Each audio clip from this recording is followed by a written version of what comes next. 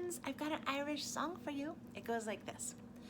May troubles be less and blessings be more, and nothing but happiness come through your door. And may you have luck wherever you go, and blessings the number of shamrocks that grow. May winds be at your back and sun be overhead.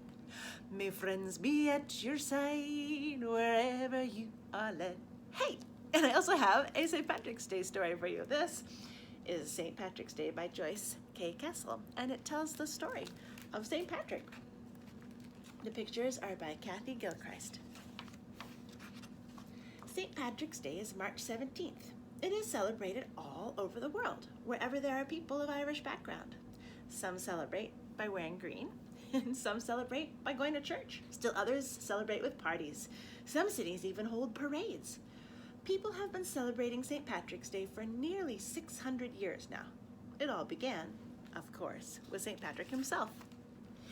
Patrick is Ireland's patron saint. He changed the history of Ireland, and he's well loved by the Irish people.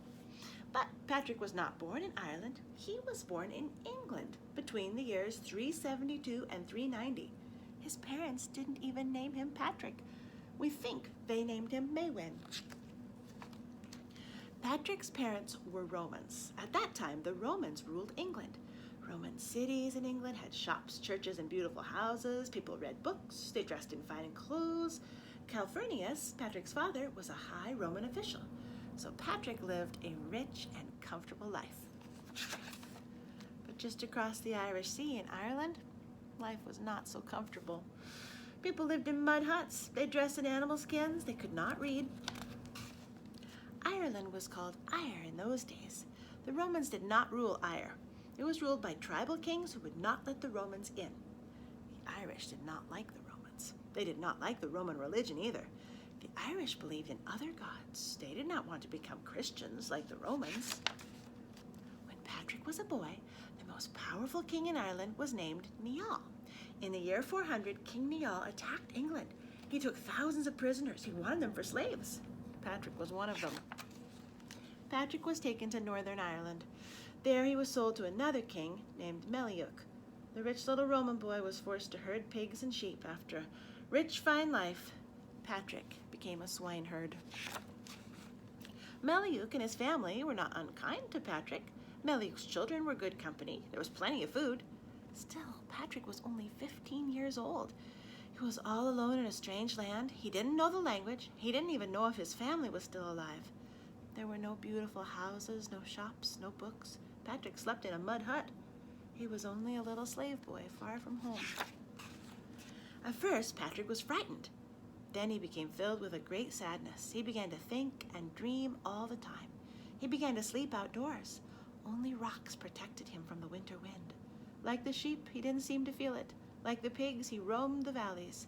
He prayed day and night, and his prayers seemed to protect him from the cold. The little slave boy became one of the greatest religious dreamers of all time. Soon, he began to have wonderful dreams.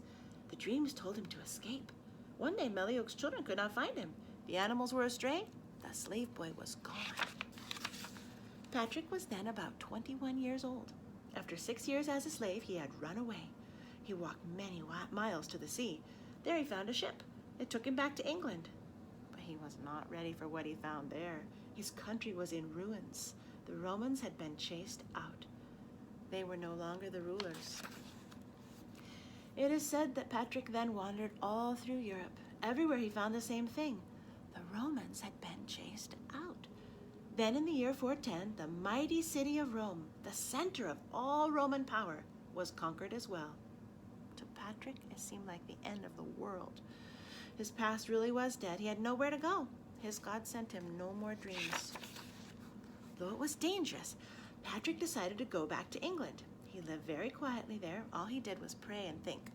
One day another voice came to him. It said, "Holy youth, we beg thee to come and walk once more among us."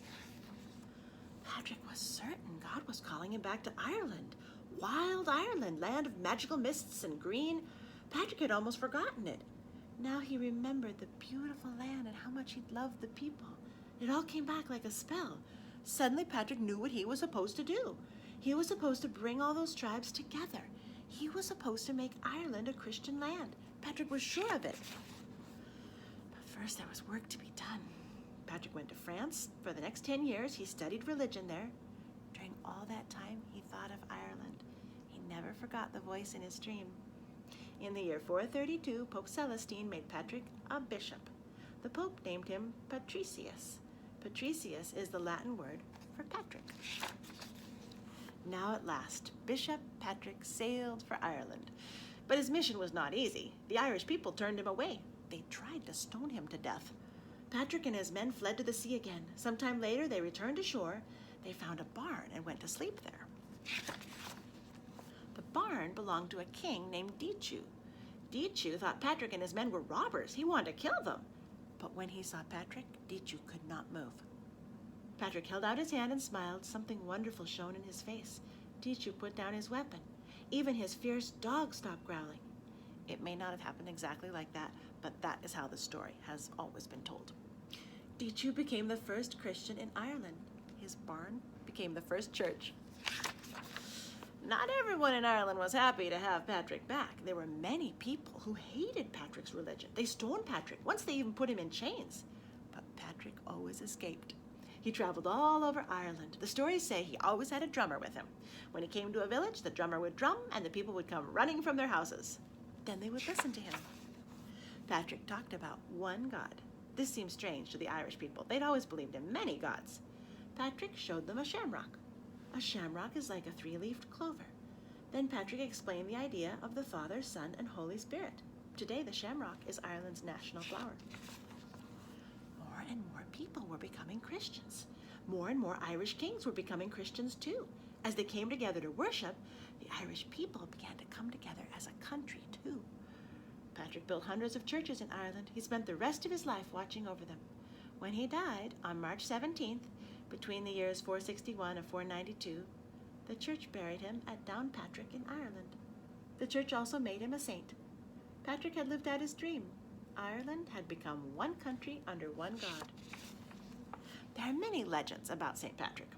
It is said that he got rid of all the snakes in Ireland. By beating his drums, he frightened them into the sea. It is also said that he raised his father from the dead. They say people fed Patrick poison and he did not die. They say Patrick could make the snow burn. They say the sun would not set when Patrick died. It shone in the sky for 12 days and nights. It would not make a new day without him. They say the fish rise from the sea each March 17th. They pass before Patrick's altar, then disappear. St. Patrick's Day has become a holiday in both the U.S. and Canada. It's a day of fun and parties. But March 17th is more serious in Ireland. There is some singing and dancing, but for most Irish people, it's a holy time. People fill the churches for 3 days. The first St. Patrick's Day in North America was held in Boston in 1737. Now there are parades in many large cities. Thousands of people find some way to celebrate St. Patrick's Day.